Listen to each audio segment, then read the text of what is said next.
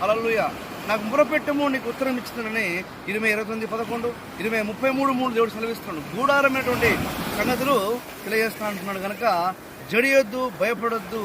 దేవుడు దీవిస్తే సముద్రంలో ఉన్నటువంటి వ్యాపారాన్ని కూడా మన వైపు మరలుస్తాడనే దేవుడి వాక్యము సెలవిస్తుంది. దేవుడి వాక్యం మన కుటుంబంలో స్థిరపరచబడిన కాక, దేవుడు దీవించుగాక. దీనికి మనం భయపడొద్దు, దేవుడికి ప్రార్థించాలి, వాక్యాన్ని పట్టుకుని ప్రార్థించాలి. మా సామెతలు 16:3 అంటున్నాడు, నీ పనుల భారమో నీ దేవుడైన యెహోవా మీద మోపుము, అప్పుడు నీ కరుణ సరపరచును గాక. ఆమేన్. దేవుడు మిమ్మల్ని మీ కుటుంబాలను దీవించి ఆశ్రదించును గాక. సామెతలు 3-6-7 దేవుడు అంటున్నాడు, నీ సొబుతుని ఆధారం చేసుకునక నీ పూర్ణ హృదయంతో యెహోవా నమ్మకం ఉంచుము, అప్పుడు నీ ఉద్దేశము నీ కార్యములు నెరవేర్చబడతాయి. అంటే మన తెలివి, మన బుద్ధి, మన జ్ఞానంతో కాదు, స్వబుద్ధిని తీసుకుంటే దేవుడు మన జీవితంలో వాడండి.